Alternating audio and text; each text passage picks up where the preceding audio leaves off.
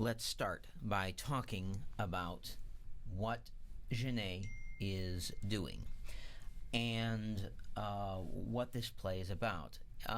So to begin with, right, we open this play in a very unusual space.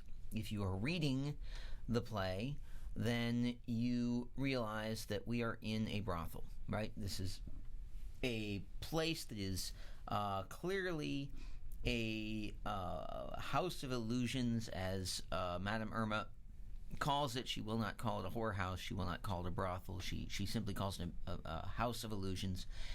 And it is an uncomfortable situation to find ourselves in, first of all, with a person dressed as a priest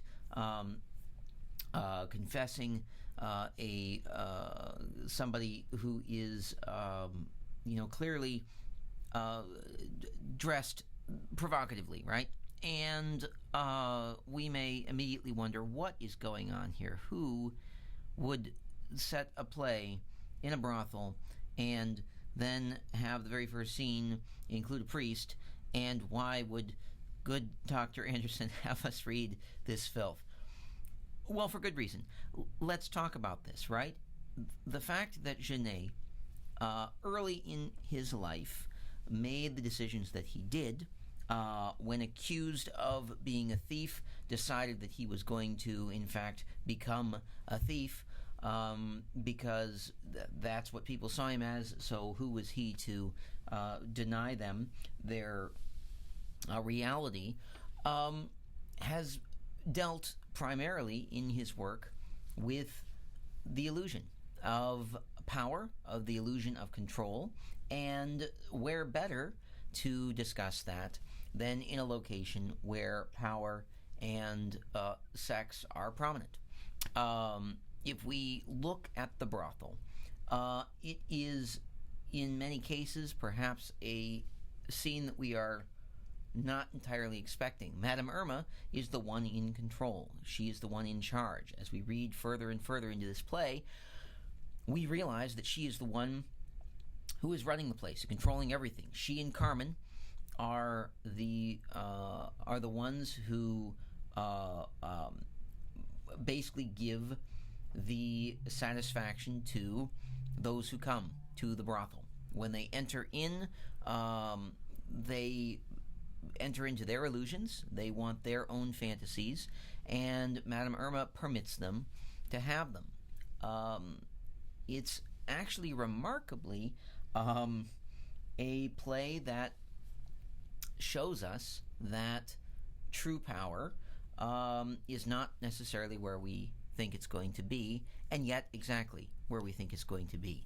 That Madame Irma, in controlling sex and in controlling the fantasies of other people, is able eventually to have a location in which all power sort of is concentrated. So if we focus only at the very beginning of this, which is what we're going to do at the beginning of this play,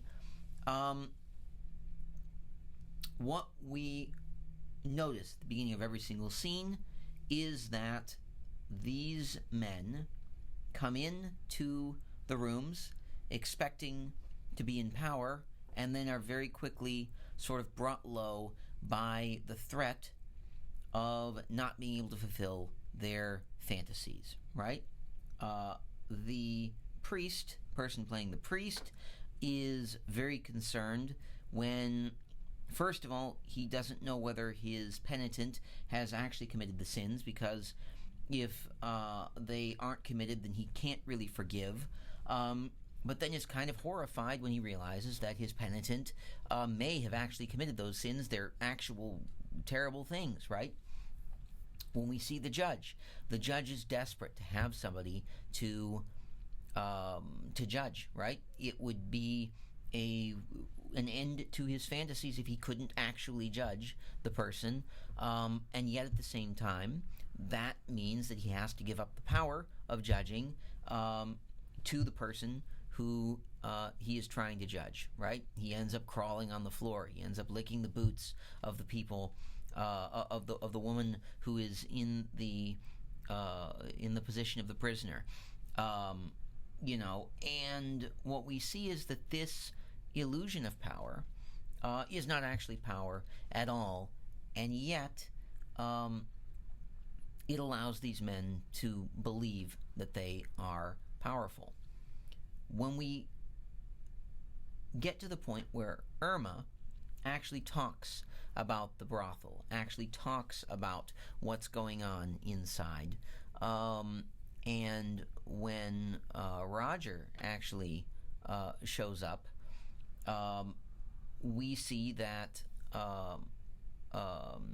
Roger shows up, the chief of police shows up, right?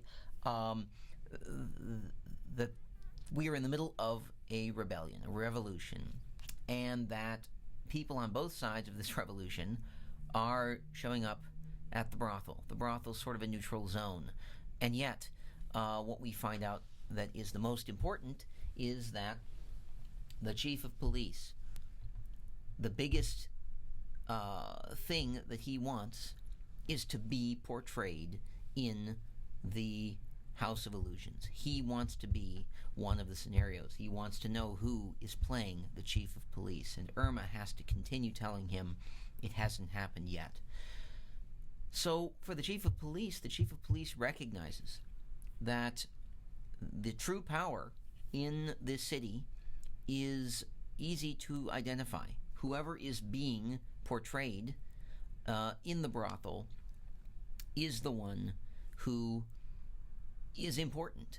These are the people that, if you portray them, you become powerful. You become powerful if you're a priest. You become powerful if you're a judge. You become powerful if you're a general. These are recognized symbols of power, and people choose to portray them in order to fulfill their sexual fantasies, that sex and power are united. It's kind of an odd scenario, and yet it's one that Madame Irma realizes right away is worth having. The only way of winning this revolution is going to be to figure out how to harness the power that is on display within the brothel. So in our next video, we're going to delve into exactly what the game is going to be as we move forward, because we're going to start asking exactly what makes power real, whether or not there is such a thing as true power, according to Genet, and what this whole play says about our conception of and our perception of power.